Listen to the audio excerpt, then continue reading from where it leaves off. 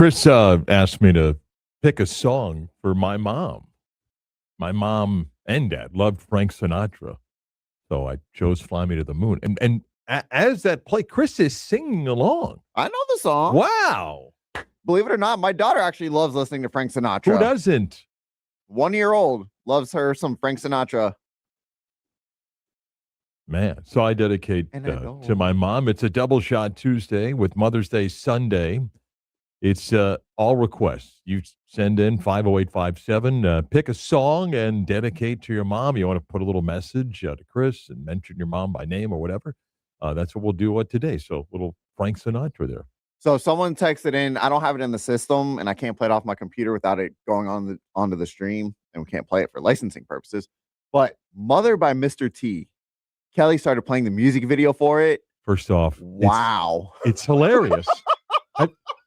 You never saw it before? No. Oh my God. By the way, as Rackham, as Jim Roman said, that's the text of the day right there. Yeah, Mr. T by Mom. I wish we had it in the system. You never saw it before? No. It's hilarious. Wow.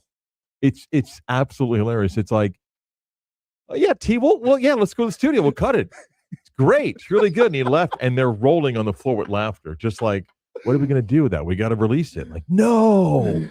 Yeah. It's a T. My mom. Pitied fool doesn't love his mama. Oh, yeah. It's a top 10 all-time funniest video ever. That is fantastic. Yeah. So that's the theme on Double Shot Tuesday. 50857. Make a request for your mom today. Wow. All right. Chris, how you doing? I'm good. I was a little sad leaving home this morning. My daughter got some vaccines yesterday, and she woke up. She didn't really sleep all that well. And then she woke up about 6:30ish, just started crying a little bit, and she had a fever, but gave her some Tylenol. She ate some egg, and now she's running around the house. So she looks like she's feeling better. You ever eat Dr. Pepper? No. Chris and I get into a little bit of a... By the way, we have a new segment debuting today. Things that Chris drinks that Mark doesn't. Hey, you don't like it when the tables are turned now, do you? Well, considering 98% of them would be alcohol related. This is not alcohol related. Even though the internet agrees with Chris.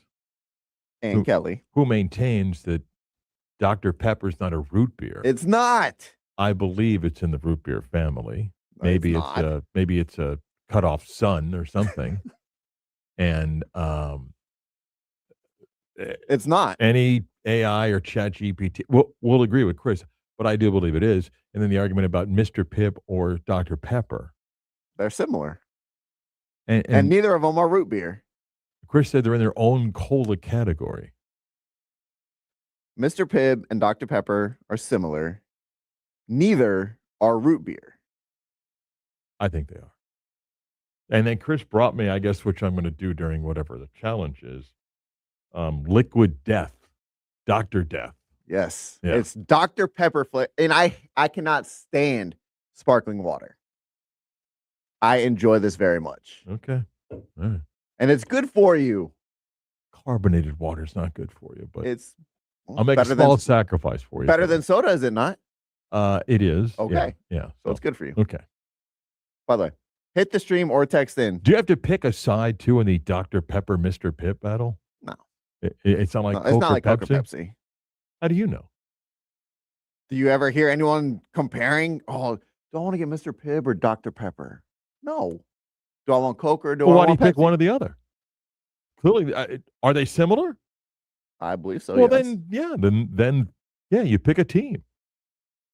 Yeah, like East Coast rap, West Coast rap. What side do you want? Got to decide. What about North and South? The rapper scene wasn't really big in the North. You know? Yeah, you got to pick a side, right? I guess I would be then team Mr. Pibb. Oh, really? Yeah. All right. If they come out with the Mr. Pibb flavored sparkling water, I'll drink it. We're going to get to a number of things in the program today. Josh Robbins is going to join us at about 10:15, and Josh, of course, writes for The Athletic and covered the Magic for many years. He's covered the series, and it was Josh's story yesterday that he actually, best as I know, was the first to talk about that Jeff Weltman got an extension during the NBA Cup. Jeff Weltman did his press conference yesterday. comment a little bit on the bridge. Kelly and I talked about it. Do a little bit deeper dive with some thoughts um, from what Jeff Weltman said yesterday. He was on with Mike and Brandon yesterday afternoon. I encourage you to go listen to that. Gave some interesting answers to questions as well. So we'll get to that in a little bit, and we'll talk to Josh a little bit later. So, the Magic off season begins with obviously what happens with the coaching situation. I think Jeff Weltman peeled a little bit of the curtain back yesterday on what they may look to do in this offseason, which I don't think is going to be significant if you go by what his answers were yesterday. Knicks blew out the Sixers last night. Ben Stiller, Met Gala, not game one. By the way, speaking Chalamet, courtside, game one. I hate that I'm even bringing this up. I don't understand anything fashionable. What the hell was Travis Kelce wearing? That wasn't Travis Kelce. That wasn't? No. Okay.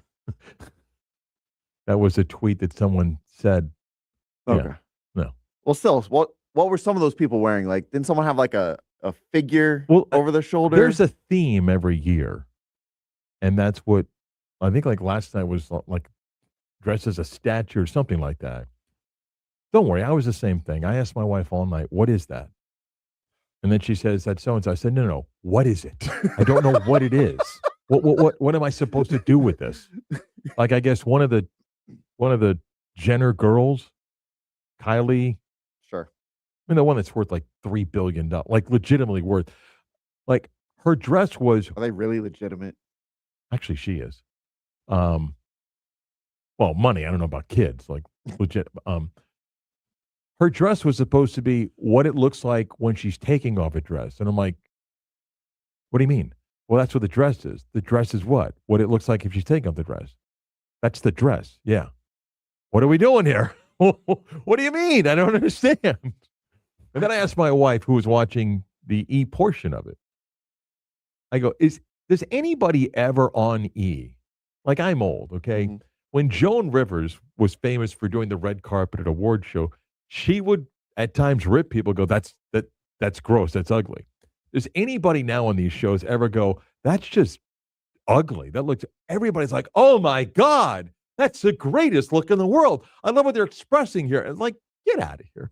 Someone said, we're going to give you a lot of money. Well, you'll wear this. And everyone's like, oh, it's so great. It's so, oh yeah. Again, I don't understand anything. You know what I want, though? In the fashion world? I want somebody to sit like by gate 6 at a stadium on a Sunday. Oh my God, I think Bob's got jeans and a ripped t-shirt on. That's fantastic. Can you explain to me what exactly the Met Gala is? You want me to be sarcastic or you want me to be real here? Real. Be real. It's to raise money and awareness to support the arts and the charitable foundations that are connected to it. What it is famous people being paid a lot of money to wear items that get reactions by idiots like us, but more about the industry to go, oh my God. And that's all. It's a marketing tool for them. It's a big deal if you get to walk the red carpet. It helps your brand and so forth. But it does raise a lot of money. They do have a lot of good charities connected to it. But it's an image and branding thing for people. Yeah, don't worry. You'll never be asked to walk down the aisle. Wow.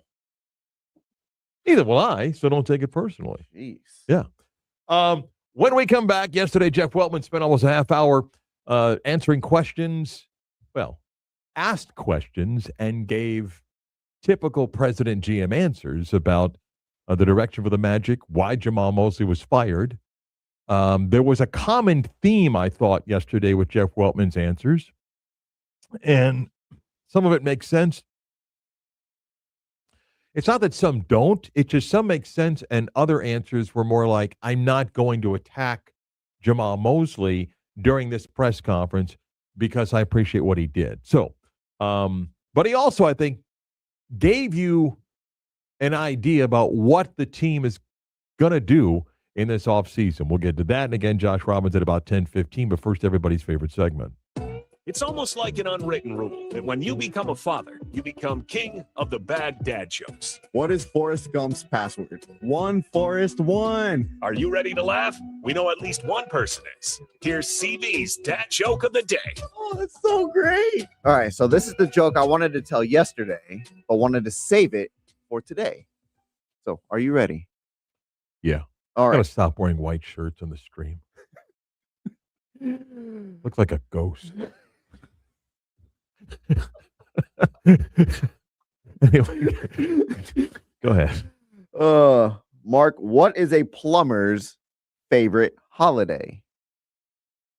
By the way, I was just gonna say I look like a plumber, but, Chris, I don't know. What is a plumber's favorite holiday? That's of course Cinco de Mayo. Get it? The plumber fixing his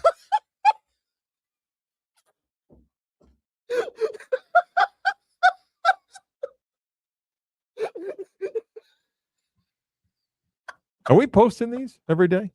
Are you posting your joke of the day every day? I didn't post the one yesterday. I'll post the one today. All right.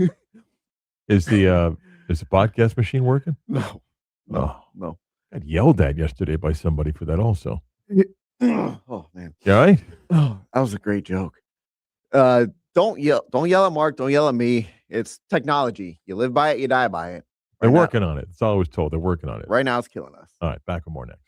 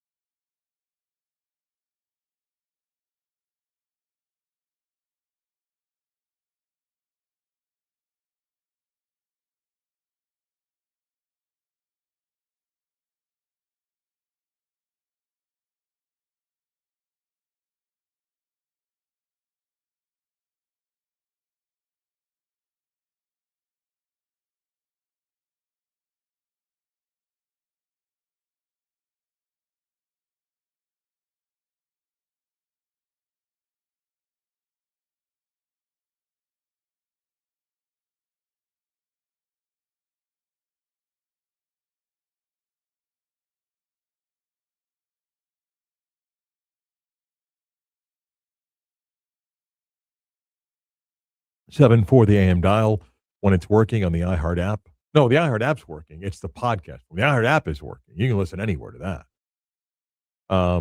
It's in podcast form where, hit or miss. But when it's up, go to Davita Sports On Demand and subscribe and get it downloaded. You can always watch the stream of the show, even if you missed it live. YouTube 96 of the Game Orlando. Click on the logo and the live button, where if you go there now, you can see the white shirt doesn't work. Marc Daniels is a go. I just look like I just picked up a work ticket for Staten Island. I got to get in the van and drive over because of a backed up toilet. And or you can access it on Twitter, 96.9 Game On, where I guess I'll be drinking one of Chris's weird It's good. beverages. All right. Yesterday, Jeff Weltman addressed the media, 2:00. The Magic had fired Jamal Mosley a few hours earlier. And look, you don't have to be in the media or whatever we are these days to understand what these press conferences are about. Okay? You don't get a president of the team or the GM that's going to stand up there, right, Chris? You don't get the 10 minutes of, let me rip the guy we just fired, right? Everybody wishes them well and so forth. So you weren't going to get hardcore, well, here's why we fired Jamal Mosley, because we felt the offense was stagnant. We didn't think that they did a good job in adjustments to the first half to the second half. We couldn't figure out how to maximize our players to get the most out of them and so forth. I mean, you knew that going in. You also know, if you follow the Magic while Jeff Weltman's been in charge, he doesn't give a lot of detail. He speaks a lot of generalities. Now, some presidents and GMs are a little bit more open about things. He's not. The Magic have a reputation throughout the NBA of being tight-lipped on things. Okay. All right. So I want to play a couple of clips. I'm going to play the first one actually is from the interview that he did with Mike and Brandon on their show yesterday, which, again, you can find at 96.9 Game On Twitter, or go to the 96.9thegame.com, because this clip is interesting to me because it was also part of a theme yesterday that Jeff Weltman had. And Mike asked Jeff, can you look at the bright side of being up 3-1 and that the world didn't end as the series goes the other way? And I understand what Mike's question is like, hey, what's the positive coming out of the season? And Jeff Weltman gave an answer. Funny, because I know there's a lot of Game 6 PTSD, and I know that that there are a lot of ways to slice this in a negative way. But really, in my mind, all that matters is, are you built to win in the playoffs? And I think that I'm glad you kind of closed with this question, because to me, it's the only thing that matters is we had the number one team, a team that won 60 games, down 3-1 with home court advantage on our side. And even with the last three games, had a chance to win two of them, but had we stayed healthy, not only do I think, we would have stood a really good chance to close that series, but now you're talking about on to the next round. And I do think we're just, we have the ingredients that playoff teams need to win. And Chris, wouldn't that have been the answer if he announced yesterday that Jamal Mosley was coming back? Yep. Hey, Jeff, why is he coming back? And you go, hey, we were up 3-1 and we lost one of our best players, and we still had a chance in a couple of games to close it out. And had we won that and gone on to the next round, we would have liked our chances. So it's one of those where you're like, but you fired him. Why did you fire him? Now, again, he wasn't going to tell you yesterday, well, did you watch your offense at times? And 10 o'clock hour, WY, Jim Orlando, WJR, HD2, Cocoa Beach. One of the themes that I found yesterday, and again, big body language guy, so I wanted to watch it, was, and that was on the interview that Jeff did with Brandon and Mike, but the press conference he did, I wanted to watch it, body language. But Jeff Weltman multiple times brought up about when those guys played together. And the problem with that is, Jeff, the sample size of the overall minutes in the season is so small for when those guys play that when you go, hey, the offensive rating was this per 100 possessions, we were better than this. It's not a big enough sample size because I can't, you can't, the players can't, certainly doctors can't guarantee health. You can't guarantee health because we all go stat searching. And he's right when he gives you the numbers, but you want to go stat searching? They were the worst offensive rated team in the first round of the playoffs. It wasn't even close. And you go, yeah, but Franz didn't play. I know when he didn't play. I also know when he played, too. They were the worst offensive team when it comes to rating. I mean, their number was worse than the Nets in the regular season. And as I said, no team got more open threes in the first round of the playoffs than the Magic, which gets back to, where they got to make changes. All right. A couple of the clips that I want to play. This is on what additions possibly for the Magic. That being said, listen, obviously, we're like all teams. We want to get shooters. We want to get better. We want to round out the roster with players that, can come in and add skill and shooting to the court 100%.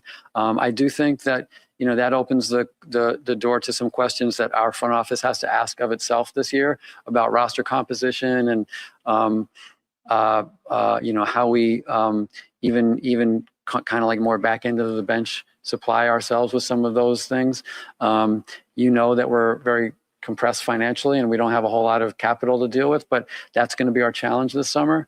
But I do think that we did take a step forward this year, which I think showed up in the playoffs. And I think Des, made a huge difference. Our start. He did. No one can argue about what Desmond Bane's addition was. He did tell you that the bench isn't good enough, and they got to get better. And they are handcuffed because of the cap situation. What type of coach might they look for? I don't want to kind of come to it with any preconceived, like non-negotiables. I think that, there are some really talented young guys out there that haven't gotten a chance yet, as Mose was. There are also some guys that have proven that they can do the job. And what's the best fit for our team right now? I don't think you can really know more than speculate until we really get in and talk to them and exchange ideas and their thoughts on our team. And I think that'll hopefully lead us where we need to go. And I think the more kind of, preconditions you put on that, maybe you kind of may give yourself a worse chance of getting to the right place. Yeah. If you listened also to that interview or that press conference yesterday, Jeff Weltman said the biggest addition the Magic will make in the offseason is the head coach. Okay? And why do they change coaches? They change coaches for all the basketball reasons that have been discussed, okay? Basketball reasons being a stagnant offense at times, inability to shoot, adjustments into the second half at times that are magnified, and clearly, and he wasn't going to address it yesterday, there's a disconnect. Whoever and whatever. Is it Paolo? He's not alone. Is it all Jamal Mosley's fault? No, but they concluded we're going to need a different voice. And maybe that voice isn't just a fresh voice, but it's a voice that looks, or it's a coach that looks at what we have and says, okay, here's what I think can be better. Here's how we maximize Paolo's skill set. Here's what I think we might need at point guard, and maybe we don't have that now. Here's this. And Jeff, what changes are you going to make? That's why they made the change. Again, you don't fire players, or you don't fire players that, one, are under contract for a lot of years, and you don't fire players that you think are pretty good players. And clearly they think that their core is still very good, and no one would argue if it is healthy, but that remains a problem. But he harped on that multiple times and mentioned, hey, up 3-1. And he's right. And I also believe if Franz Wagner doesn't get hurt, I do think the Magic would have won that series. And then the question is, how many games would it have taken in the second round for Jamal Mosley to keep his job? Or is the answer none, unless they won the NBA title? That they had concluded at some point, which I believe happened at some point during the year, they knew we've got players that have checked out on the coach and staff, which I think is also important to bring up. Players don't just check out on head coaches. Not today in the NBA. The way the NBA coaching staffs are structured. It's kind of like football. You get an OC, you get a DC. And if players don't buy into the system, that's not just the head coach. You're checking on assistant coaches as well.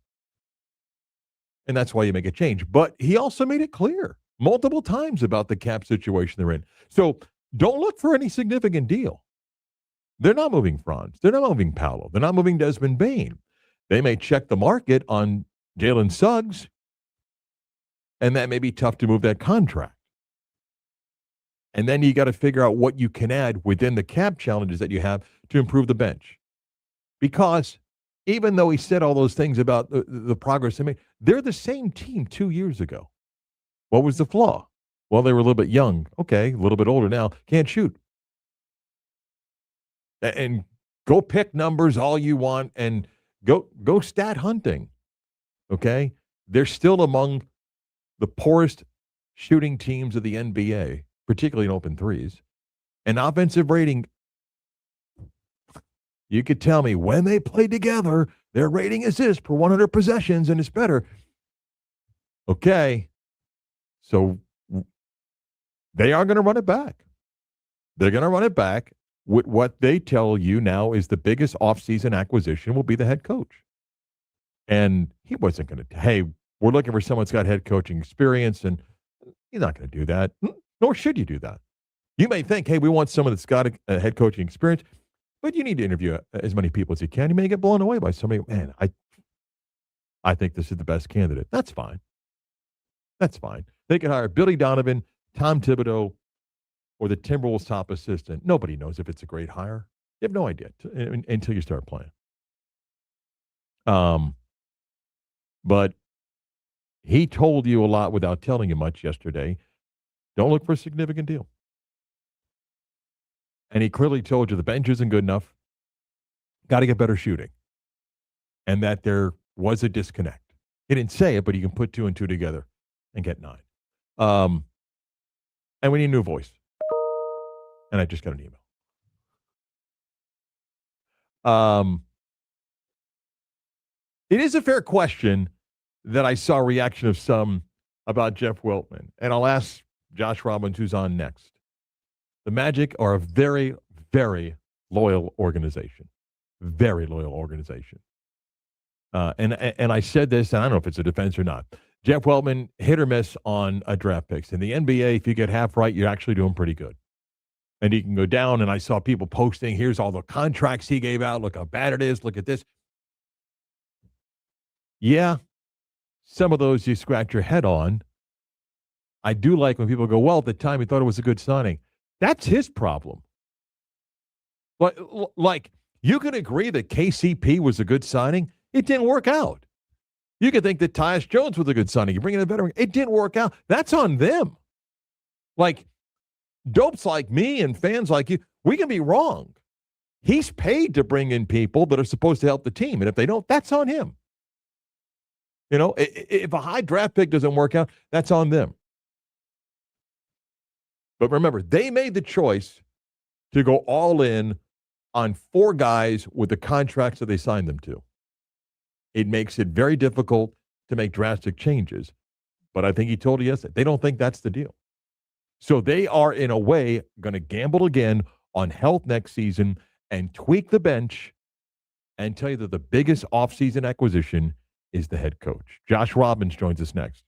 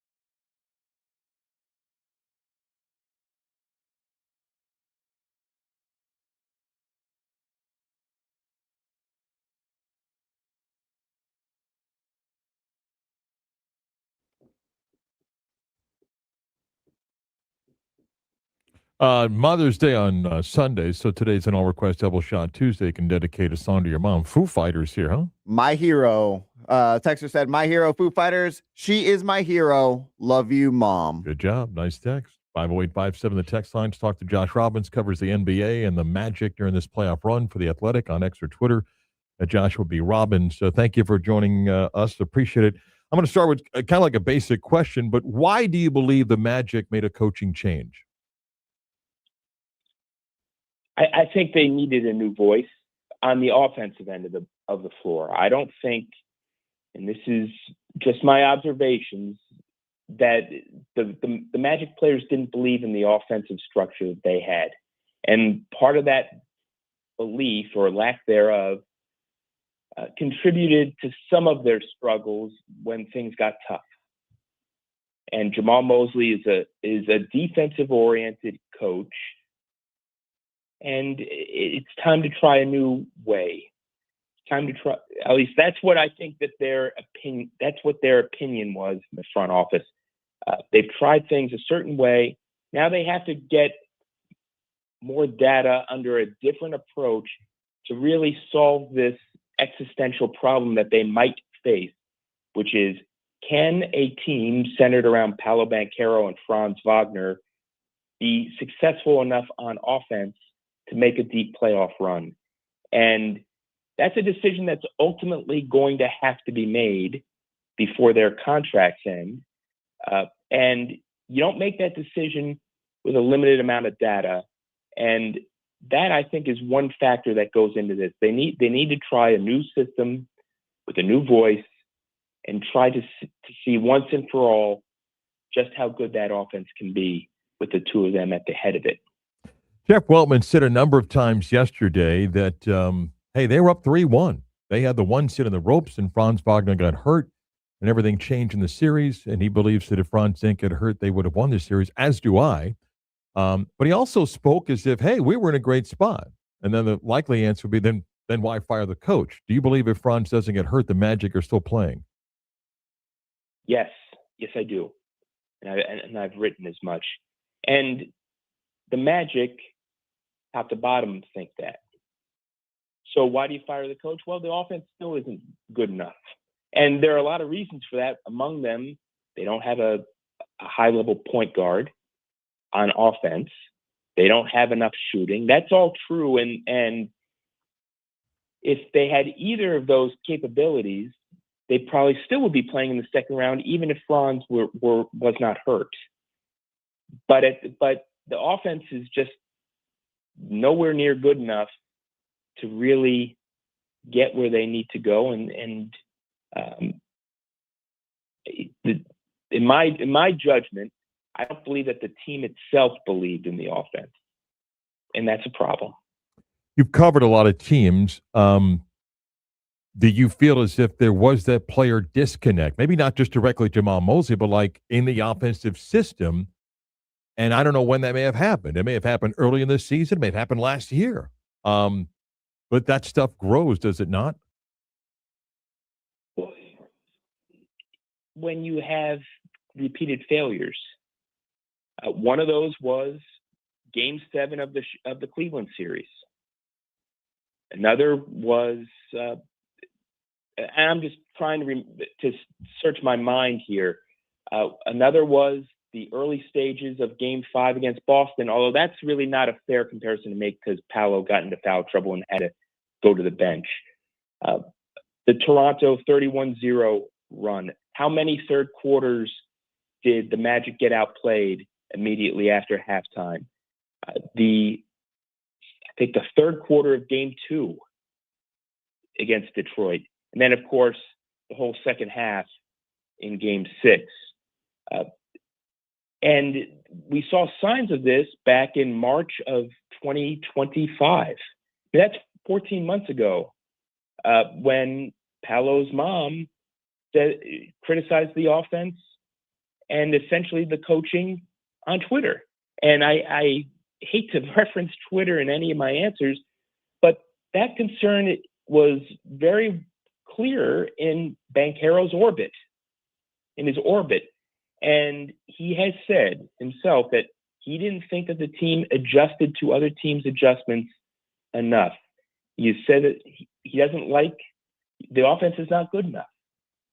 And it's not so much about catering to the whims of a player, the star player in this case, but I think it's really acknowledging the reality that they need a new approach on that end. And is it fair to lump all that on Jamal Mosley when the shooting around Paolo and Franz is not sufficient and they don't have a capable primary ball handler?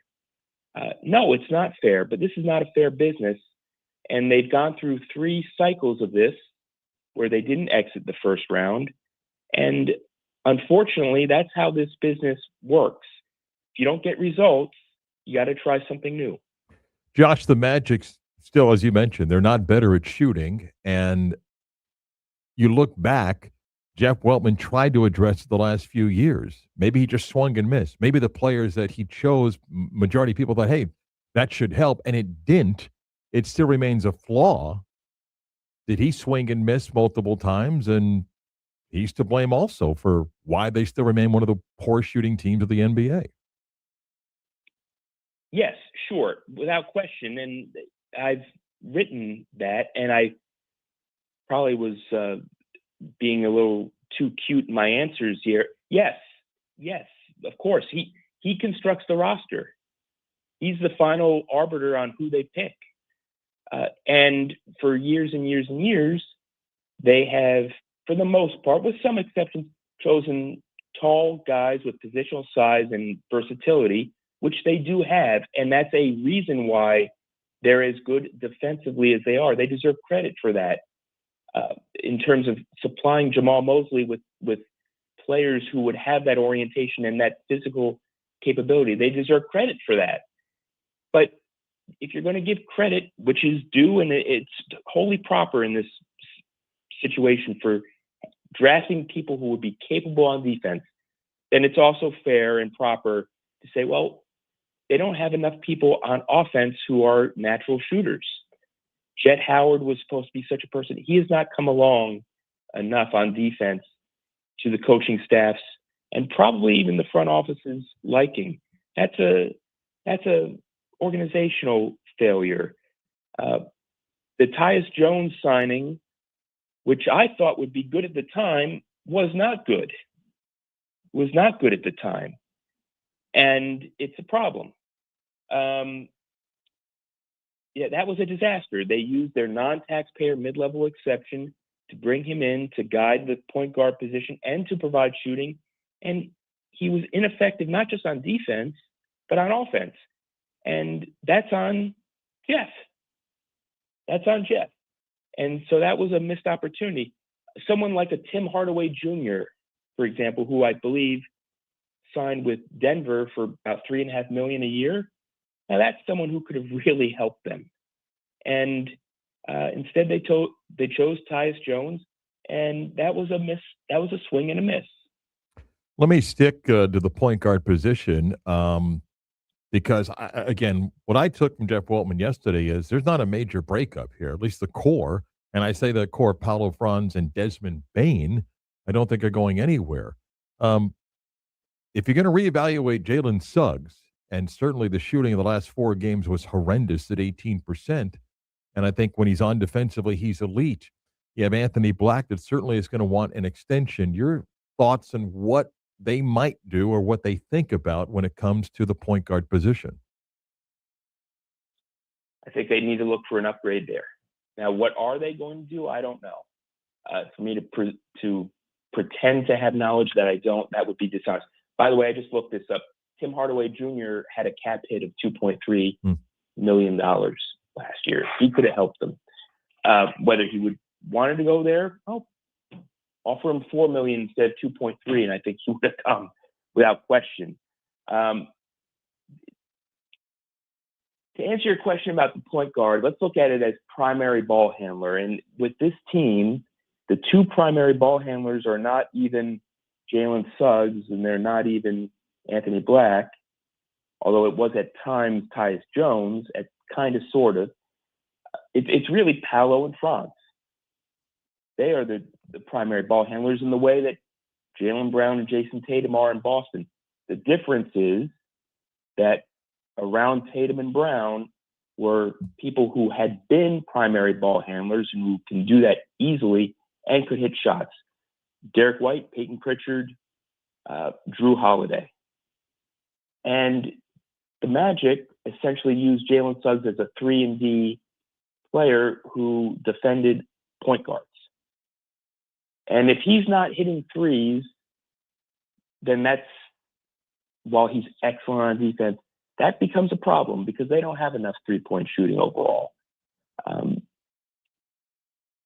his physical health history and his remaining salary probably will make him very difficult to trade.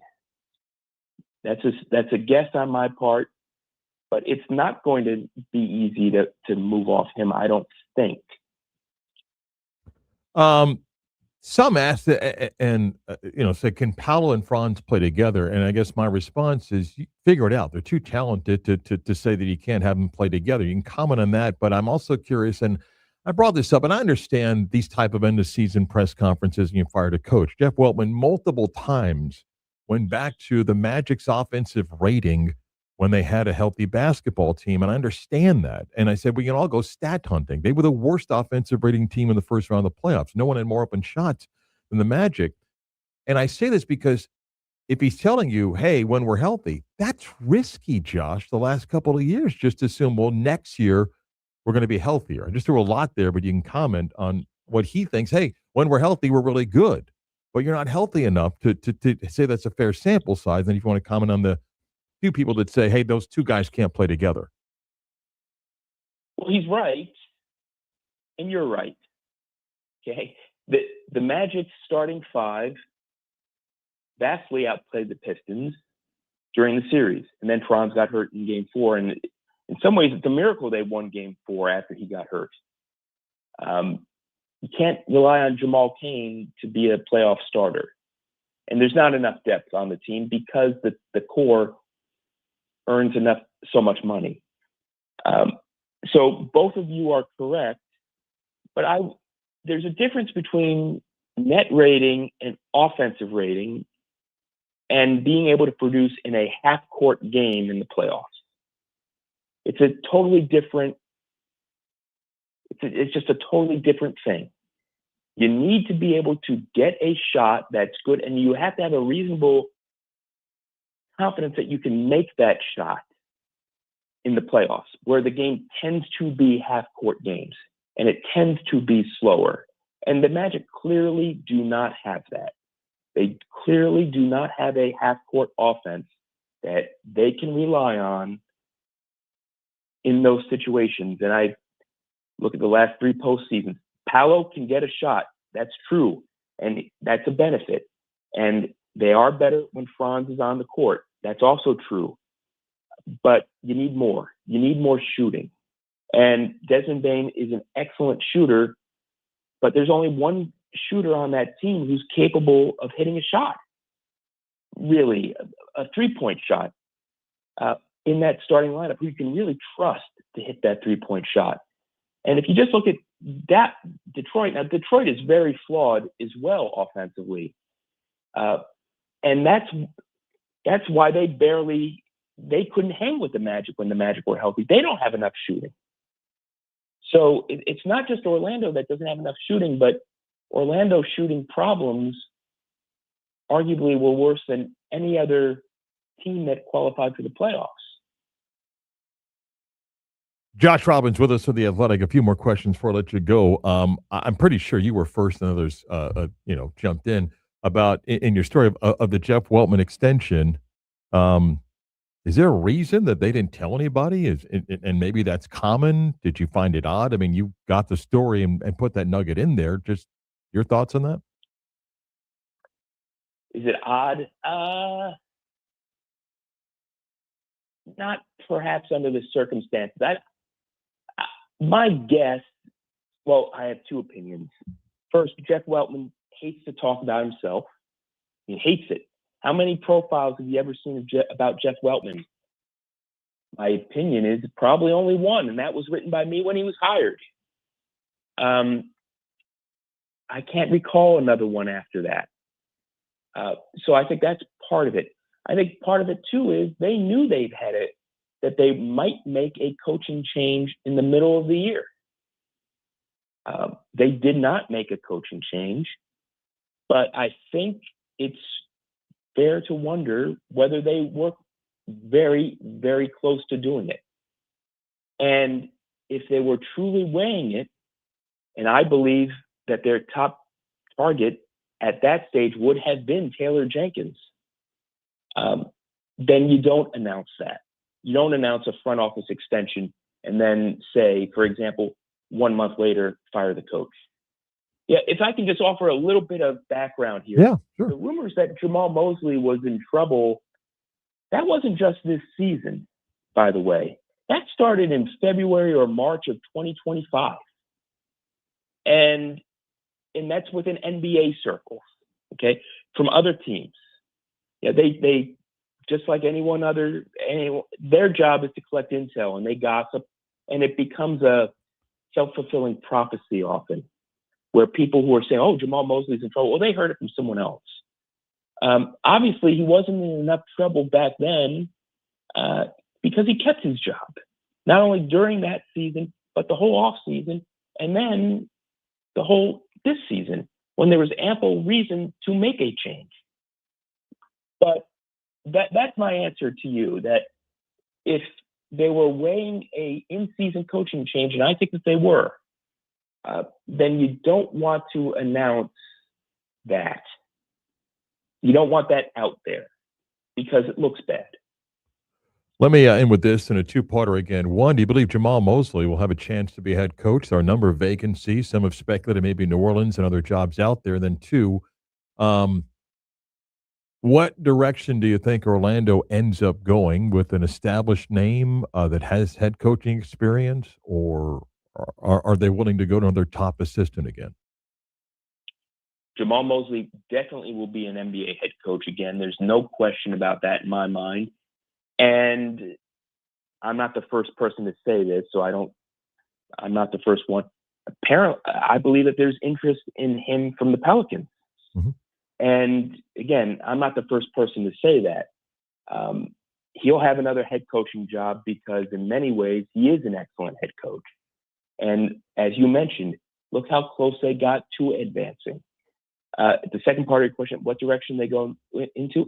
I think they'll look in all directions. I think they'll look for a former head coach. I think they'll sit down with former head coaches.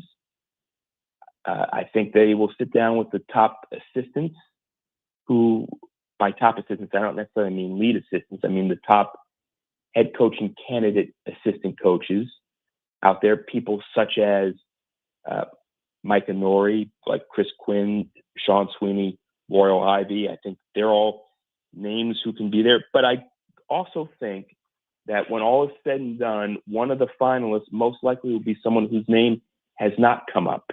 For example, one of the two people, the finalists other than Steve Clifford, to get the job when Steve Clifford got it, was Kelvin Sampson. And I don't believe that his name was mentioned. Actually, I think his name was mentioned leading into that final decision.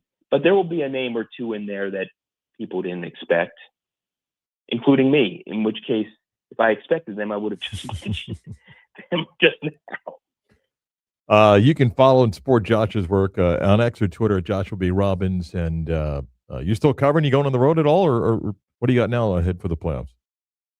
Well, playoffs, nothing planned at the moment. Maybe they'll ask me to jump in, although I doubt it, because we've got a loaded roster of people who can jump in. No, I'm going to the lottery on Sunday and to the draft combine that week. So it's yet another lottery for me to cover, and a critically consequential one yet again. And then the combine's interesting because of the Magic's head coaching job. Yeah. Good stuff. Thanks for the time. I know you've been busy. We'll catch up again soon. I appreciate it, Josh. Always a pleasure. Josh Robbins, again, at Joshua B. Robbins on X or Twitter, and follow his work at The Athletic. Good stuff on the Magic and what may lie ahead. We'll step away from hoops for a moment. A couple of stories I want to get to, a little football flavor. We'll do that next.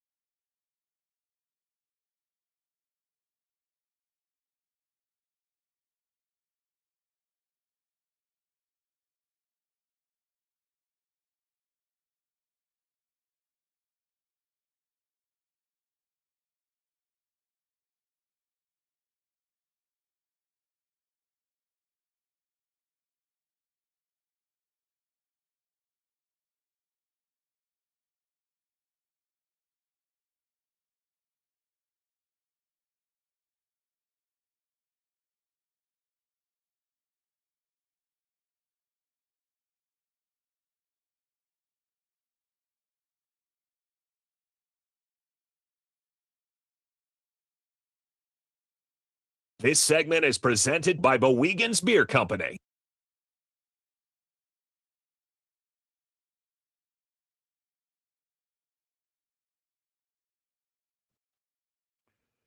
Wow. A Chuck Mangione request? Woo! It's a double shot Tuesday. Mother's Day's on Sunday. So don't forget Mom. And we do this every year for Double Shot Tuesday. Want you to make a request and a dedication to your mom. All right, so this one, it was her favorite. She was an RN for 46 years Wow, before bless and her. in World War II. I followed her and am still an RN for 51 years. Wow. How about that? Chuck Mangione. Woo! Playing the horns. Give it all you got. Ah, it's a good song. 508-570. You want to make a request for Mother's Day on Double Shot Tuesday. We step away the basketball court for a second. I want to do a couple, well, actually, the NBA court. Can I play something for you here, Chris? Yes. This was from, make sure I find this here. So Sean Miller is the basketball coach at Texas. Okay, Sean Miller was at Arizona, and then Sean Miller got let go at Arizona. And some would say maybe not the cleanest guy, but that was then, and now everything is doable. So he's on a podcast with the guys from Field of 68, which is a site that covers college basketball. And Jeff Goodman is going to ask Sean Miller about how many $20+ million rosters he thinks are in college basketball. Listen to Miller kind of, at first he's like, oh, there's a but, and he's like, and then he's trying to think how to say it without saying it. So I want you to listen. And this is college basketball. College basketball, $20+ million rosters for the upcoming season. And here we go. Yeah, wow. I would say that, I pay close attention to the SEC, and, I think that we competed at a very high level. The University of Texas is investing in our basketball program to allow us to. He's thinking what to say as he's throwing stuff out about tech. Right? He's still trying to go, how do I say this without compete for the top prize? And, I think we're in the company of about 7 or 8, where, guys are really along the same lines as us. But I don't know, Jeff, I would educated guess. Sometimes you don't have all the information. How many? Still thinking. Of 20, I would say 20 to 25. That's crazy at where we were a year ago. Think about where we were a year ago and where we are now. I mean, I don't think any. So he's saying Sean Miller's guessing that he thinks about 20 to 25 teams have a college basketball payroll of better than $20 million. Yeah. That's the, and then Jeff Goodman's like, we were a year ago. And I think what Goodman's making reference to is just based on people that covered the game and involved in the game. Last year, the thought of people getting to be 12 to 15 was like, whoa. And then there were a couple of 20 million, like in the Big 12, BYU, TC, and Texas Tech. And now it's like, oh yeah, whatever, 20, 25, no big deal. And that's how fast it jumped, okay? But then let me take you to this number, all right? Recently, last week, the Big Ten announced its distribution to teams, okay? And it dispersed $1.37 billion to its members in its new media deal, okay? The new media deal, which kicked in. And this one does give teams, for example, that went deeper into the postseason more money. So there was a base number, and then, for example, Ohio State in the playoffs, they were going to get more money. And then the Pac-12 teams that came in that didn't give up. They came in as half share members or 60%. So Oregon and Washington got $48 and $46 million. And Oregon got more again because of postseason. But on the high end, Ohio State got $91.6 million. Penn State, $88.9 million. Indiana, $81 million. And the average then was 76 to 79 million. This is why people are fascinated as to what's going to happen in the next 3 years when some of the media deals are up. Okay? Because we have moved past the period of time that lasted for decades of we're all in this together, we're in the conference, we lock arms, and we're all in this together. Well, one thing that the ACC's near demise, and even though it's still on shaky ground, it showed you that you had schools that were like, wait a minute, I can't make as much, for example, as Wake Forest. If I'm Clemson or Florida State, this one the Seminoles are winning 13, 14 games, like, come on, man.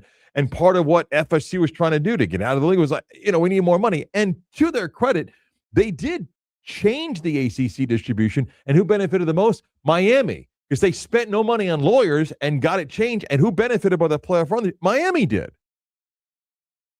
But how much longer? Because the current media deal does this.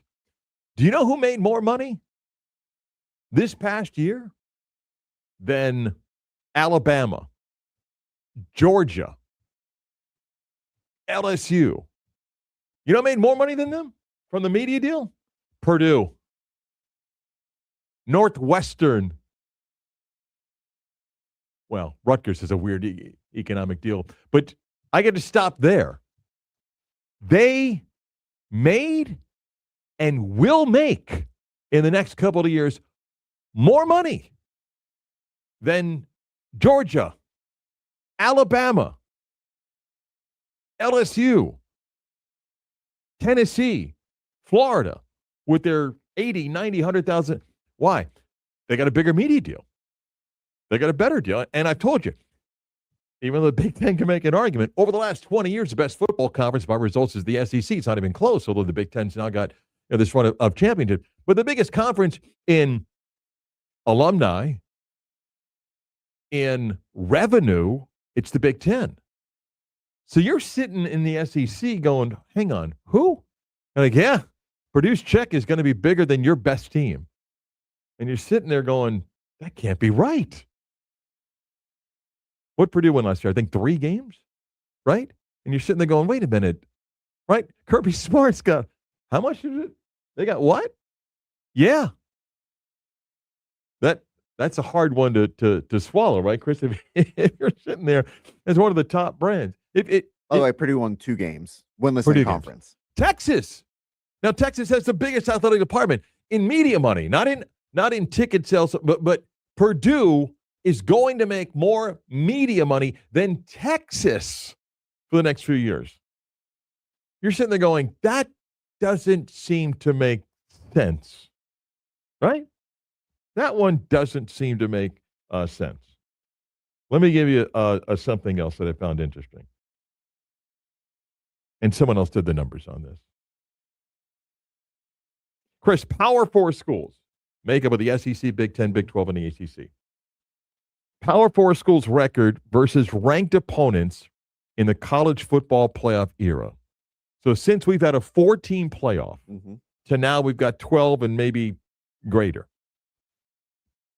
Of all the Power 4 schools against ranked opponents, how many have a winning record? If you make up the teams of the 16 in the SEC, of the 18 in the Big 10, of the 17 in the ACC, wherever you want to throw Notre Dame, 16 in the Big 12. How many teams you think in the college football playoff era have a winning record when playing ranked opponents? I'm going to say 6. 6? Well, Chris, there's a lot of teams. I know. You're going to say 6? I'm going to say 6. All right, I want you to count with your fingers here. Okay. Alabama, Ohio State, Georgia, Clemson, Oklahoma, Notre Dame, Oregon, TCU. Really? Washington, LSU. How many? 10. That's it. Damn, I was thinking 10. Only 10 teams have a winning record against ranked opponents in the playoff era. By the way, Alabama is 62-17, okay, which is just insane. It's an incredible, but only 10 have a winning record. Only 10. Of our state schools in the playoff era, state schools, who's got the best record against a ranked opponent? I'm actually going to guess Miami. 17-21, Miami. Who's next? Florida. UCF, 7-13, winning percentage. Yep. Who's next? Florida. FSU, 14-27. Who's next? Oh, God. So it's Florida. not, okay. Yeah, I wasn't sure if you're gonna go, like, 15-39. FAU or something. No, it's just Power 4. Okay. 15-39. Because a lot of their games in the SEC in recent years, they haven't, won a lot of games. But, yeah, all 4 of our Power 4 schools in the state do not have a winning record against ranked teams in the college football playoff era. In case you're wondering, which you're not, the worst record of the Power 4 schools against ranked teams in the playoff era belongs to Purdue? No. Rutgers. Purdue, 7-34. Did you say Rutgers? Yes. That's correct. Okay. You want to guess? They played 37 games against ranked opponents in the college football playoff era. I'll say 4-31. 0-37. Yeah, could have guessed that. Do you know who's second worst? Second worst. I'll stick with Purdue. And they just extended this boy. guy. And while he hasn't been there like 10 years, they just extended him. The second worst record against ranked opponents in the college football playoff era among Power 4 teams, Nebraska at 2-34. 2-34. Yeah. Tom Osborne would go 3 years before he lost 2 games overall. We're crying out loud. Yeah. 11 o'clock hour kicks off with the news next. When am I drinking your soda here? Sparkling water. Yeah. We can do it here. Okay. If you're on the stream, stay there. If you're not, you can go to our YouTube page at 96 The Game Orlando, the logo, click that on, click the live button, and I'm going to drink. Chris brought me a sparkling water drink. Liquid Death, Dr. Death. Liquid Death. So if I'm not back for the news at the top of the Dr. hour, Death. just understand why. You can go there, check it also on Twitter at 96 on Game. On the news next.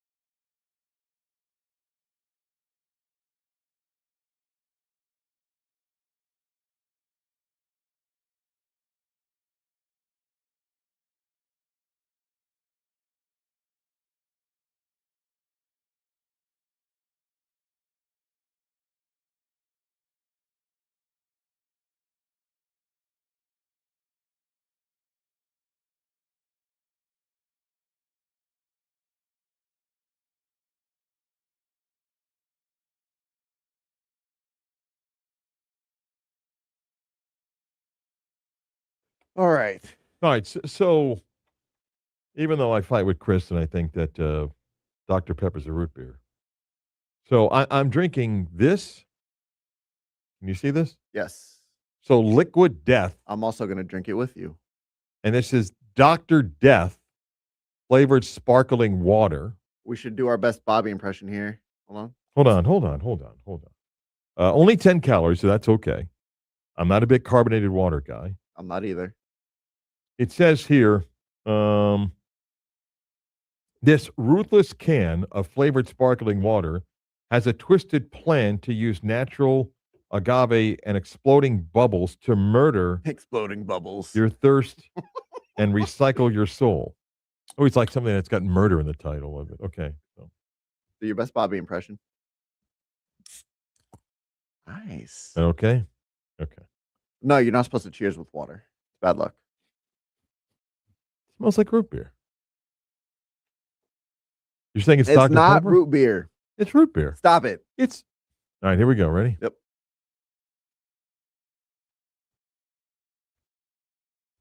Oh God. Oh. That is 1,000% root beer. It's not root beer. It's Dr. Pepper. It's root beer. Mm-mm. It's absolute root beer. It's Mm-mm. overly carbonated too. It's like loaded. Fantastic. Mm. Like Mm. swish it around. God, it's like I should be careful in case there's an endorsement opportunity. It's delicious. Yeah. It's Don't worry, I'll take the Liquid Death endorsement. it's fantastic. Yeah. I'm sure you can make some kind of. It's like a can of rust is what it tastes like. Oh my god! No. It's 1,000% root beer. Stop it! How do you not think this is root It beer? is not root beer. Chris believes, and the internet agrees, that root beer and Dr. Pepper are completely different. Because they are. Do you like root beer? I can take it or leave it. But you clearly like Dr. Pepper over. Yes. Yeah. It is so root beer. No, it's not.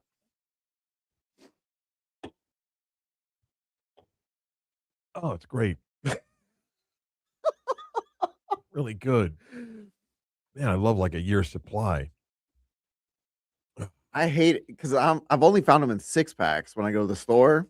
It's like $7-8 a pop. That's expensive. For a 6-pack? Yeah. I'm going to be honest. I know cans of soda are so That is expensive. ridiculous. It's like $12. And now, like even for the minis, those like 8 or 10 ounce, because my wife likes Starry, no sugar. Yeah. And I get maybe it's like a 12-pack and it's like $10. It's ridiculous. Like, and the. Okay, so I'm being a jerk. So this is in the soda section. Yes. Okay. And this is not an energy drink. No. So they just Sparkling water. do they have an energy drink line? They do actually. Okay, I so haven't this had it is yet. so this is kind of their way of getting somebody like me to enter Well, their. I think they came out with water. You first. drink energy drinks in cans? I'm a Celsius guy. Okay. Celsius or Bang. Okay. I'm not being a jerk, although I am. I mean, do you feel the boost you get from it? I'm so immune to caffeine. I literally just drink it for the flavor. Okay. I don't get any sort of energy boost. All right. And you drink what, like 1, 2 a day? I try to stick with one. Sometimes I'll have to. Yeah. I'm gonna burp for like 9 hours from this point. I mean, just so you know.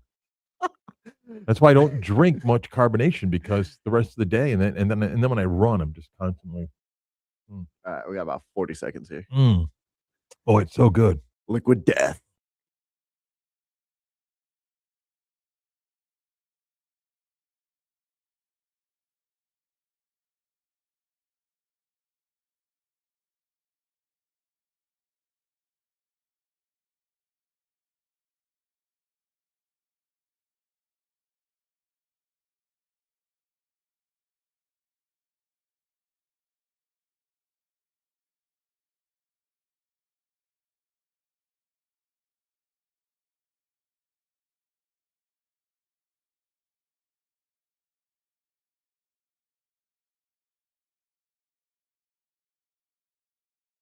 Let's really do the news. Yes. Now it is time to do the news. But now it's time for the news. 11 o'clock hour, WY, General Line, WJR, HD2, Cocoa Beach, Marc Daniels, Chris Vasquez at the Beat of Sports. That was disgusting. Not Dr. Pepper. It is so root Stop beer. it. It's such yeah, a it's not root root beer. Oh, my God. It's absolutely. Dr. Pepper. Absolutely root beer. Jeff Weltman addressed the media yesterday after the Magic fired head coach Jamal Mosley. He also was on with Brandon and Mike yesterday afternoon. You can catch that interview on our website. And listen, he wasn't gonna rip Jamal Mosley. Talked about when healthy how good the Magic can be. Talked about it being up 3-1. Did say that doesn't have exactly. See, now I'm burping here from the garbage you just gave me. Didn't have hey, we're only going to hire a coach that's been a head coach before, but did talk about a lot hey, what these guys are when they're healthy, and to me, gave you every indication that they are not busting up this core. They may see what the market is for Jalen Suggs, but Paolo and Franz and Desmond Bain, I don't think are going anywhere. And clearly, the Magic got to upgrade their bench as their offseason begins now. Two NBA playoff games last night. The Knicks blew out the Sixers, game one of that series, 137-98. Combination Knicks home and playing really well. The Sixers just 2 days removed winning a game seven at Boston as they rolled to the victory. And Minnesota does get Anthony Edwards back. He scored 18 points. They didn't think he was going to play anytime soon. He returns, and they win at San Antonio 104-102. The Spurs had the basketball for a final shot after Julius Randle missed a shot, and San Antonio misses what would have been a game-winning three-point shot. Victor Wembanyama went for 11 points, 15 rebounds, had 12 blocks in the basketball game, but it was Julius Randle went for 21. Off the bench, 18 and 25 minutes for Anthony Edwards, and victory goes to the Timberwolves in game number one. Pistons and Cavaliers play game one of their series in Detroit tonight, and the Lakers and OKC play game one of their series. By the way, just so you know, last night the Knicks game begin at 8, and then an earlier start for the game in San Antonio, one on NBC, one on Peacock. That's again tonight. The Pistons and the Cavaliers getting the NBATV.com treatment. They're on Peacock tonight. And then NBC goes with the Lakers and OKC for tonight's game. NHL playoffs continued last night. And two finals from last night. The Hurricanes in overtime beat the Flyers 3-2 to go up 2-0 in that series. And Las Vegas beat the Anaheim Mighty Ducks 3-1. Or the Anaheim Ducks to go up 3-1. To up 1-0 in that series. Sorry. Tonight, the Wild and Avalanche play game two of their series in Colorado. Tiger ace Derek Skubal will undergo surgery to remove loose bodies from his elbow. By the way, you know what some people think? He was throwing T-shirts at the Pistons game into the crowd. Stop. Did he hurt himself? Stop. Did he hurt himself? It's on his non-throwing arm. You know, just saying. Just saying. Tyrod Taylor's got a new home. Got to back up Jordan Love. Yeah. Back up Jordan Love in Green Bay. Let's see. Yankees won last night beating the Orioles. Aaron Judge hit his 14th homer of the season. The Yankees sweep the Orioles the day that John Sterling passed away. Aaron Judge homered, and Michael Kay, their TV voice, did a tribute by using the Sterling home run call. By the way, LeBron James is 41 years old, 4 months and 6 days. He's almost the same age as J.J. Redick and Marc Daniels, Dagnall, the two coaches in this series. Redick is 41, 10, and 11. Dagnall is 41, 2, and 12. It's correct. That is kind of crazy, isn't it? Yeah, it is. Let's see. What else did I have here for you? British father and son, George and Josh Calder, completed a trip around the world on bicycles. 18,000 plus miles, 30 countries in 400 days, raising $70,000 for charity. Think they got along? How do you what? How do you get across the ocean? Well, they did get transportation when they needed to go across the body of water, and then as soon as they get to land, then they get back on the bike. Okay. Yeah. Good for them then. That's awesome. Yeah, no, that's start doing the numbers there. Yeah, crazy. And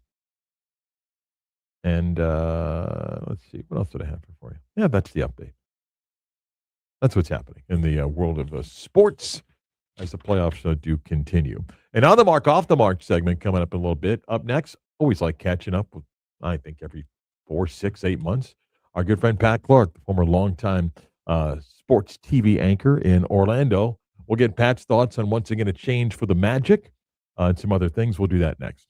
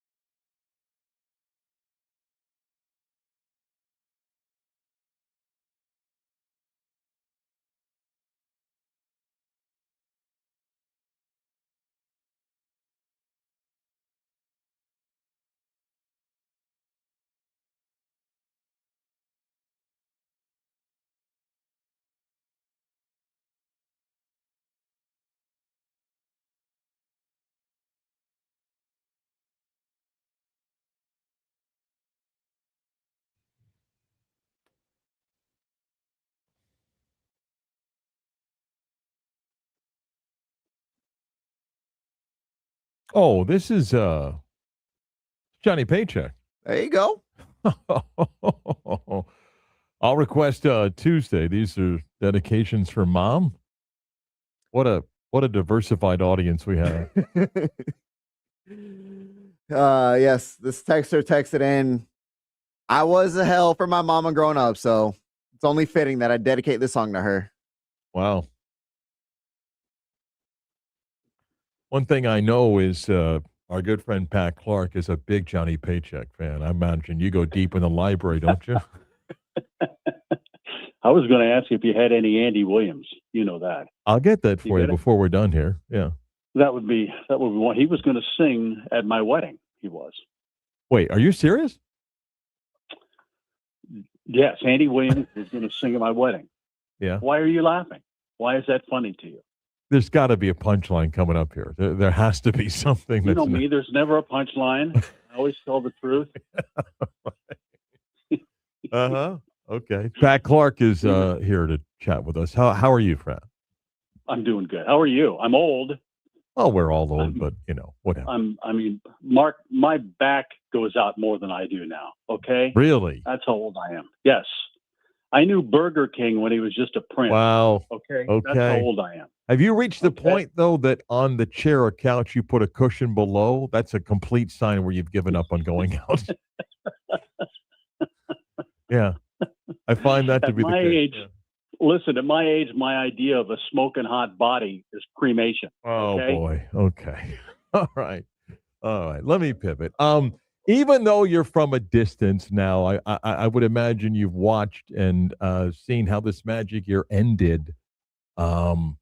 That game 6 at home will always be what people think of this year over 23. So from a distance, give me what you watched, and here we go again. The Magic make a coaching change.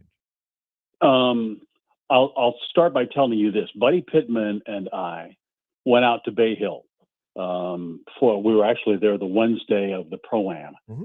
And just enjoying some golf and having some fun. And we encounter someone who is well ensconced in the Orlando Magic family, someone we had not seen in a while. And so we talked, we got caught up, how's everything going and all that. And it was during that conversation that we found out that Jamal Mosley had lost the room. And when you hear that, Mark, what do you think? There's no chance that this guy is going to survive this, because when has it ever been reversed? When do you lose the room and get it back? It just doesn't happen. So Buddy and I just kind of operated on the notion that it would take probably a deep run into the NBA playoffs for Jamal Mosley to keep his job, because you're not going to fire the players. And then, of course, they lose in round one, and here we are. But you and I know this. We've been around for a long time. It's not the first time this has happened, right? I mean, we've seen it so many times, rinse and repeat, and that's what we're dealing with right now. Yeah, I said this, and the history of this franchise, sometimes it keeps coming back up into your face, but we're coming up. It's 30 years this NBA season where you go back where the Magic make the NBA Finals. They eliminate, even though Michael came back and played only 17 games, they beat the Bulls. Then a year later, Michael and the Bulls have that record season. They beat the Magic in 4 games, and the next year is when it began to unravel for Brian Hill. Did you see The Last Dance? Yes, of course. Okay, so it was during that what you just said was documented. Yeah. Right? Michael Jordan comes out, he retires from baseball or basketball, then plays baseball, comes back, plays the last few games of the season. And I was in Chicago when the Magic scored the final 14 points of the game against the Bulls in Game 6 and eliminated Jordan, who had just come back. And they've hoisted Horace Grant up on their shoulders, and they take him off the court. And it's during The Last Dance, and Michael Jordan said that's all the motivation he needs. And that, you give Michael Jordan a little motivation, and that's all it'll take. So the next year, of course, in the playoffs, they sweep Orlando out of the playoffs. Then the following, and by the way, that year, Orlando had 60 victories. Yep. The year after it went to the NBA Finals, they win 60 games, the most ever in Magic franchise history. And then the following year, of course, Shaq is gone, and you've got an Orlando team that Brian Hill is coaching, and they suffer early in the season, a lot of injuries. Then he gets most of the core back.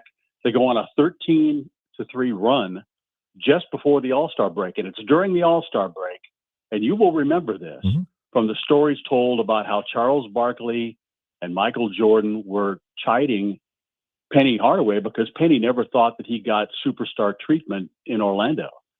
And they were like, we don't have to go to shoot-arounds. Of course, they were just giving him a load of crap.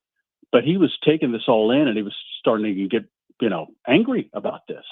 So now it's post-All-Star break, and the Magic lose their first 5 games. The third of those games was played in Minnesota. And the day before that game, which, by the way, was played on Valentine's Day, so call it a Valentine's Day massacre, the day before, in Penny's hotel suite, he gathers all of his teammates. And, Mark, they took a vote. Yep. They voted their head coach out 13-0. Think about that for a second. These are employees who decide they don't want their head coach anymore. So then Penny calls John Gabriel, then the general manager, and says, we're not going to play for this guy anymore. We've fired him. So what are you going to do about it?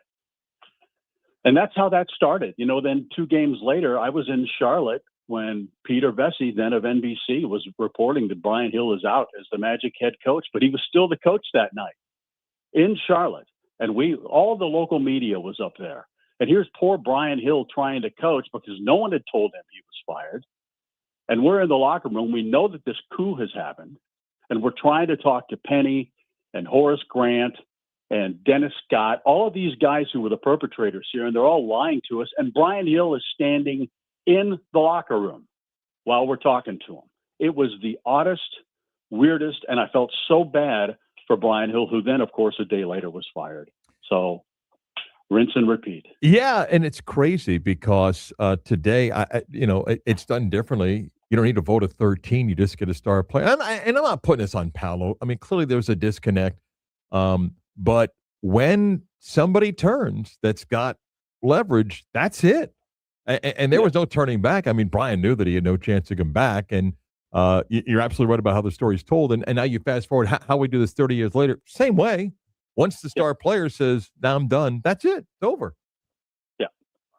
I mean, think all the years I worked in TV, if everyone else in a newsroom and I decided we didn't like our news director or we didn't like our general manager, you couldn't all get together and take a vote and then call corporate and say, we're not going to work for this guy anymore. You need to get rid of him. It just doesn't happen that way. But in pro sports, I mean, it can. And I found, and I don't know if you remember, maybe you've already talked about it, but Mr. Weltman, he's not going to play his hand, but he did say that, what, if we had Franz, we'd probably win that series. So you win the series, but then you're firing your head coach, and that just doesn't add up. 2 and 2 are adding up to 5 here. It doesn't make any sense. And I don't know Jamal Mosley. I met him once. I met him at the memorial service for Pat Williams. Seemed like a wonderful guy, and I think he did a lot with what he had in Orlando. I hope he gets a head coaching job somewhere else sometime soon. But that's just how pro sports works now, Mark. You know that. Yeah, I think Jeff Weltman yesterday was basically telling you I'm not going to talk negatively about Jamal Mosley. And then every time he brought up, hey, if Franz doesn't get hurt, we win. It's like, then what are you firing the coach for? And then he wasn't going to get into, because probably my star player and a couple of others don't want him to be the coach. And I don't believe in franchises being cursed. But again, and we're showing our age, from Shaq and Penny and Tracy and Dwight and to a degree Paolo, it seems to happen to this franchise a lot. Well, Dwight Howard and Stan Van Gundy. Yeah. I mean, that media availability after practice that one day where, I mean, you never wanted to miss Stan Van Gundy after he spoke to the media following a practice or a game because the guy wore his heart on his sleeve. And it was during this one media availability that he kind of admitted to the media that Dwight is once and gone, that he and then in walks Dwight. Do you remember that? Oh yeah, Puts of course. his arm around Stan and said, "No, we don't have any problem at all." It was blatant lying. And I love the people with the Magic, and I loved covering the Magic for all those years. John Gabriel, one of the great good guys of all time, but he dealt with a lot. And remember, after Brian Hill was fired, Richie Adubato becomes the interim coach, and one of the great good guys of all time, very approachable. And then he leads, I think Orlando won 6 games in a row after they fired Brian Hill, and 8 of 9, they just went on this. They started playing again because they didn't have Brian Hill around. They go into the playoffs. They play Miami. They lose the first 2 games of a best of 5. They come back and win the next 2 because Penny scores 42 and 41 in consecutive games. They would have won game 5 if not for a Tim Hardaway late shot that won the game for Miami. And Richie is thinking he's going to get the full-time coaching job. But the Magic make him wait for 6 weeks because they decided they wanted Chuck Daly. Mm-hmm. Boy, was that something. Oh, do you remember all of this? Oh yeah, it was Country Club City, baby. Richie would tell me years later that he was called down. This is when the Magic offices were back in the old arena. Yeah, he was called down on a Sunday to meet with Gabe, and he and his wife are already celebrating. When he comes back, he's going to be the full-time head coach of the Orlando Magic. He went down to find out that they had just hired Chuck Daly as the head coach. Chuck Daly and Richie Adubato had the same agent. Richie's agent was negotiating a contract for Chuck Daly with the Orlando Magic, and Richie didn't know it.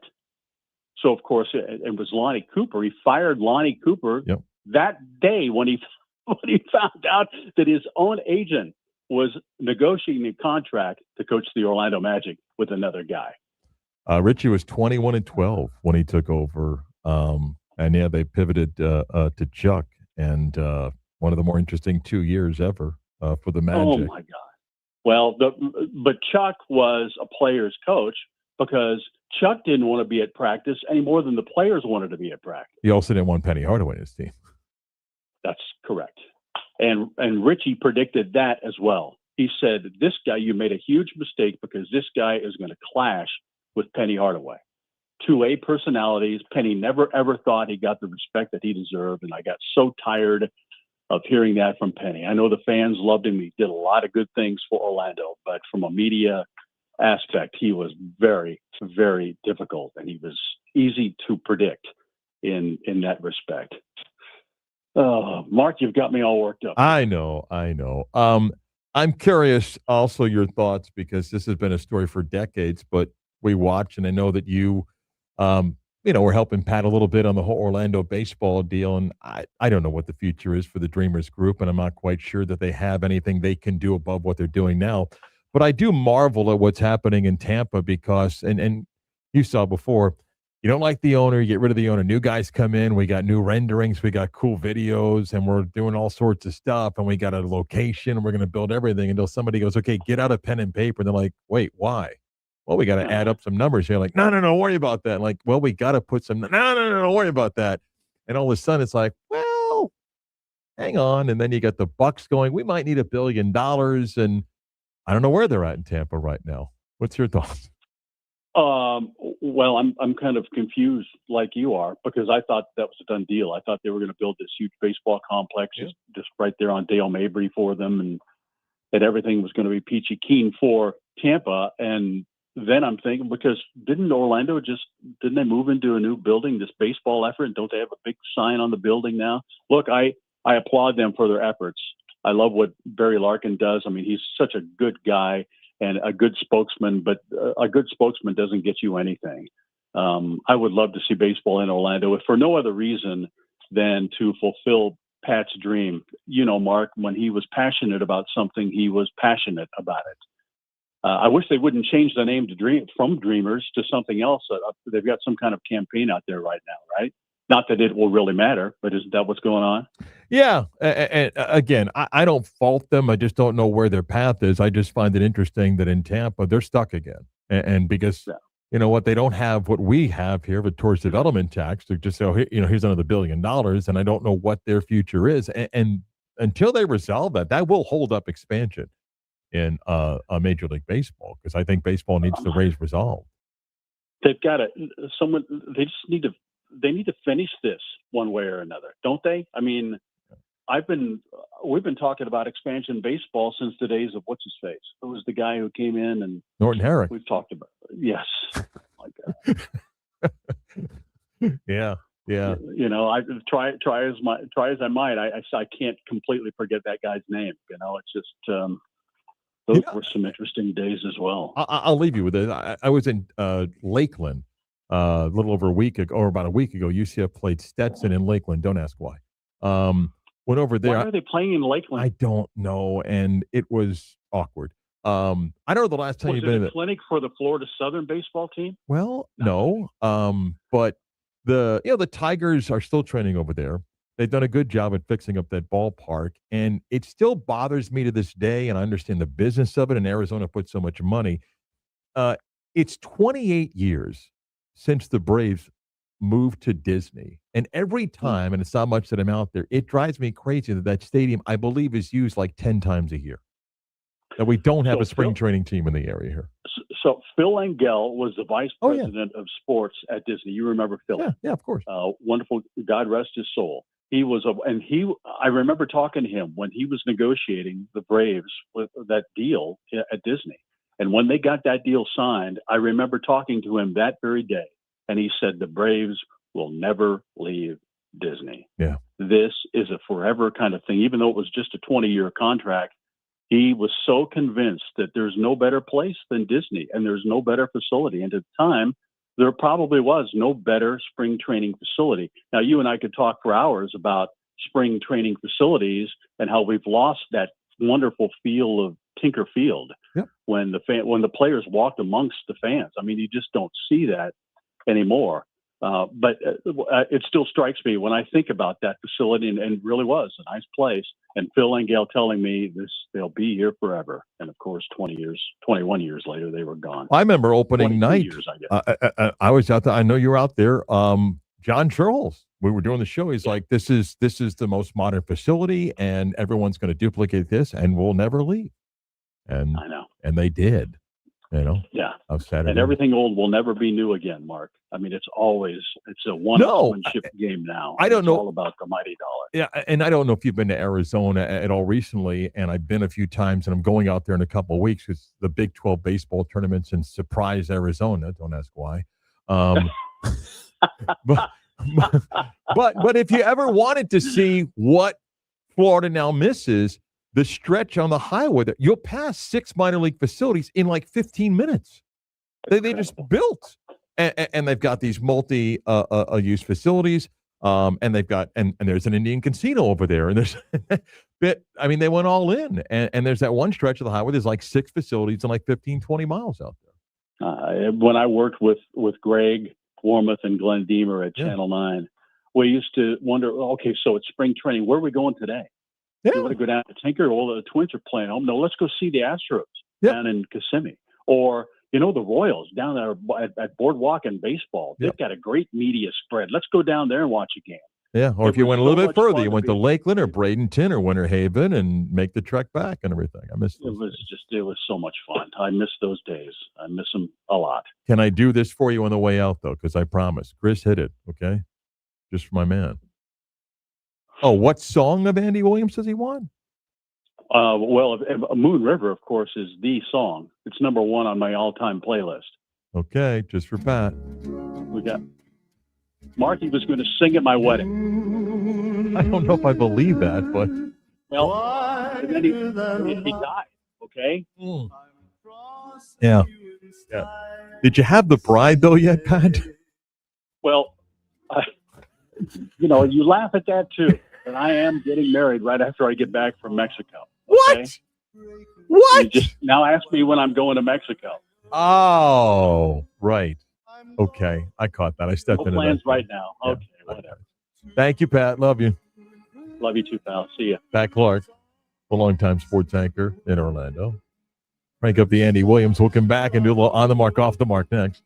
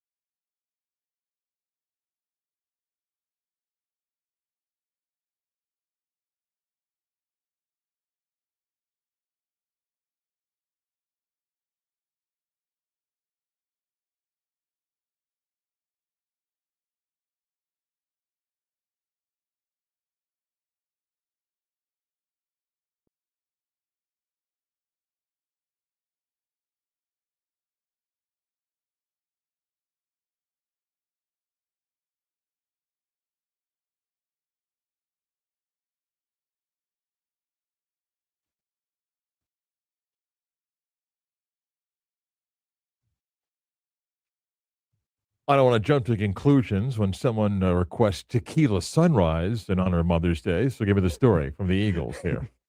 So Not saying mom got up in a mood and said, "Hey, where's So they didn't particularly listen or fully listen to the instructions, but my mom and dad love the Eagles. My dad passed away last fall, and this is the first Mother's Day since. Okay. Please play some Eagles. Thank you for the story. Makes sense. So we dedicate Song City to Mom on Double Shot Tuesday. I felt like everyone always plays Hotel California.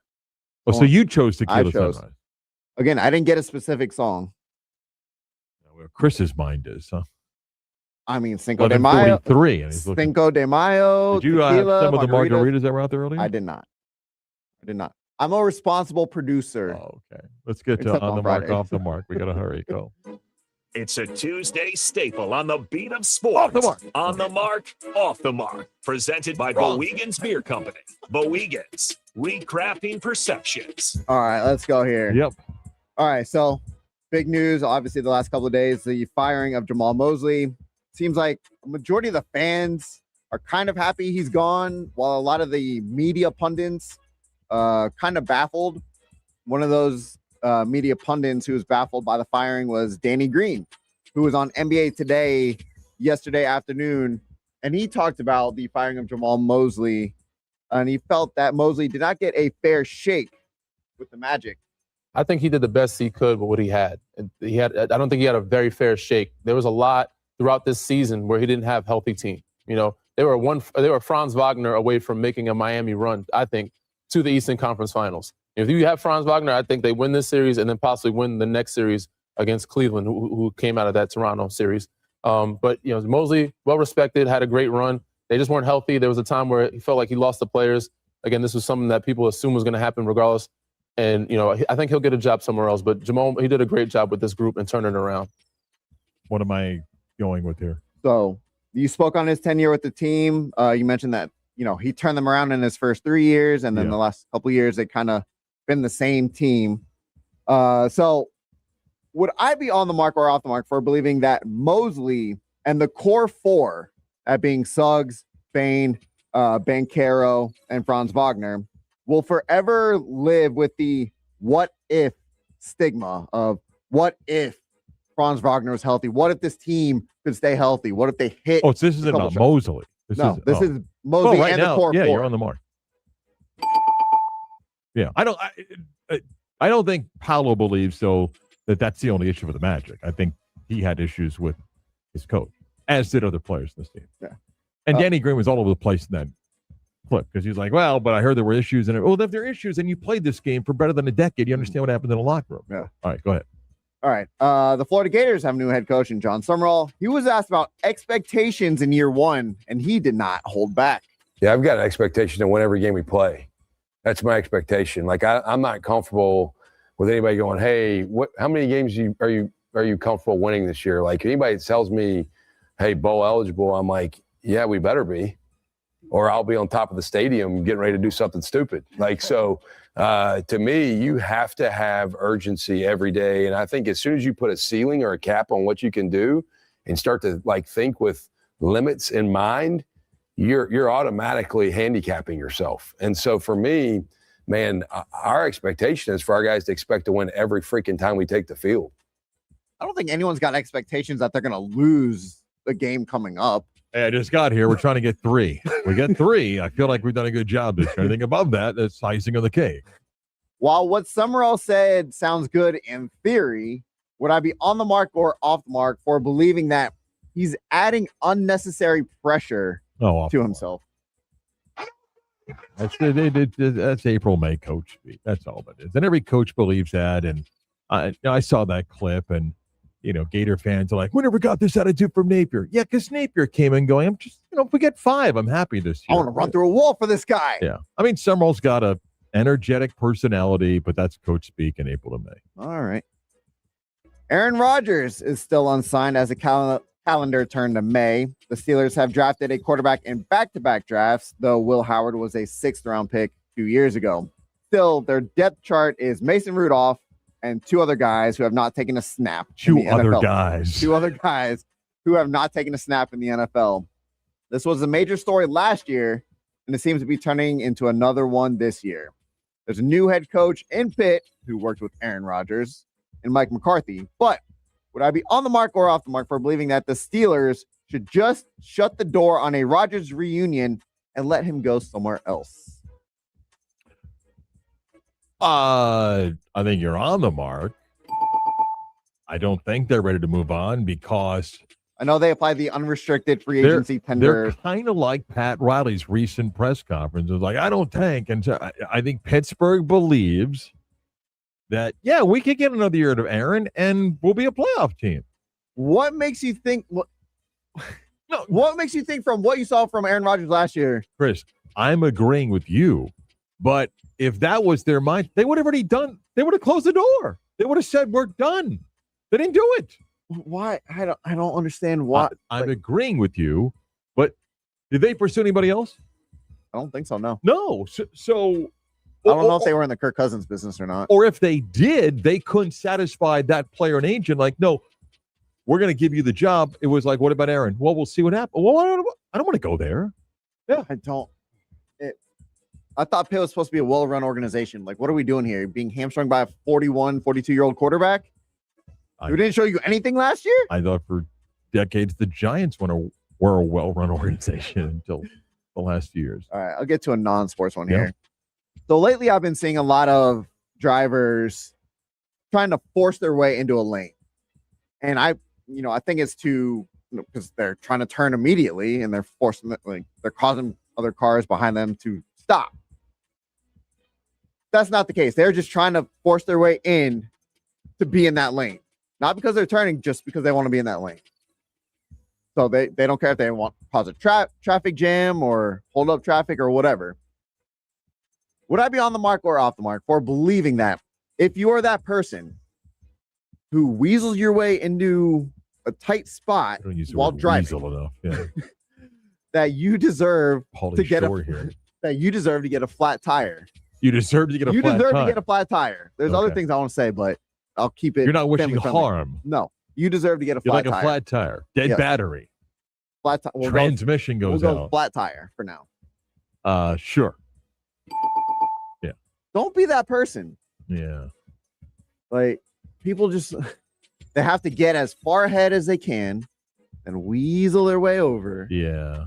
No, there's no driver etiquette on the road. Well, you anymore. don't like the guy that knows he's not in the turn lane, but then purposely slows down to then weasel his way in, and he never had any intention of getting it. It's not like you're like, oh man, I got to turn left. Let me see if I can get over.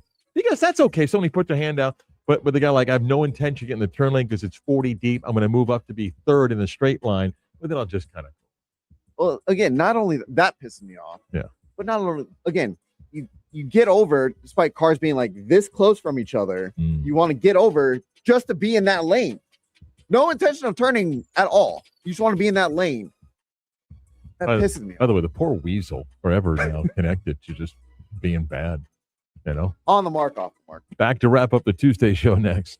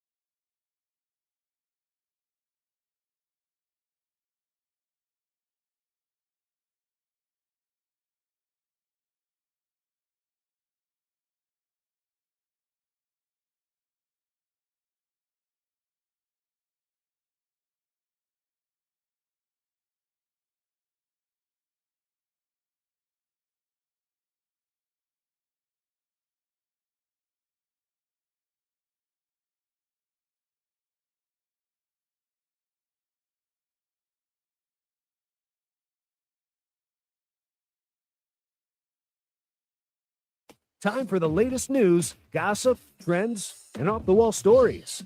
Trends. Ooh. That's the craziest thing I ever heard.